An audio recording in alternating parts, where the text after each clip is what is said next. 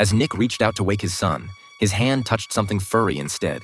Turning around, he discovered a juvenile brown bear in the bedroom. Realizing the danger, he quickly roused his son, but before they could escape, a towering 10-foot-tall brown bear rapidly approached them. The terrified father mustered his strength and hurled the smaller bear out of the way. They hastily packed their bags, preparing to flee the scene. Just before the bear caught up to them, they managed to jump into their car and speed off. Little did they know, the young bear had sneakily climbed into the back seat. The unsuspecting father and son continued their journey. Soon, they encountered a German military checkpoint. The soldier demanded to see the man's driver's license, but he claimed the little bear had eaten it. The cautious soldier decided to search the vehicle and quickly discovered the boy hiding under a blanket. Seeing the situation take a turn for the worse, the father floored the gas pedal and forcefully broke through the checkpoint. The German soldiers gave chase, relentlessly firing their guns at the car. Realizing this couldn't go on, the desperate father had his son take the wheel while he grabbed a spare tire and hurled it at the soldiers.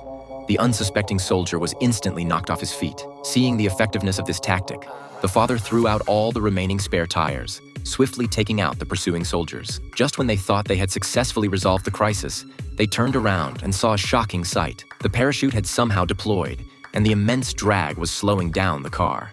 The German soldiers caught up to them once again. Thinking fast, Nick opened the storage compartment and pulled out a sharp knife. With one swift motion, he cut the parachute cord. The massive parachute flew onto the soldiers, causing them to crash into a nearby tree. Nick continued driving, attempting to escape with his son.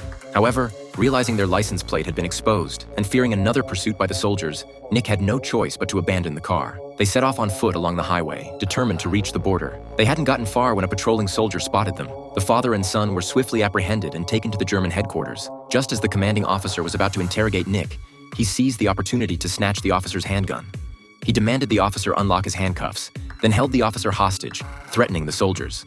They made their way to the concentration camp where hostages were being held. Without hesitation, Nick kicked open the door and freed his family members.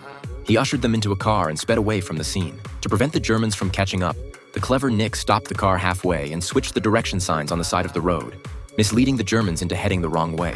While the unsuspecting Germans went off in the other direction, Nick and his family arrived at the border. They successfully crossed through the barbed wire fence and escaped. And so, Nick and his family made it to another city, where they lived happily ever after.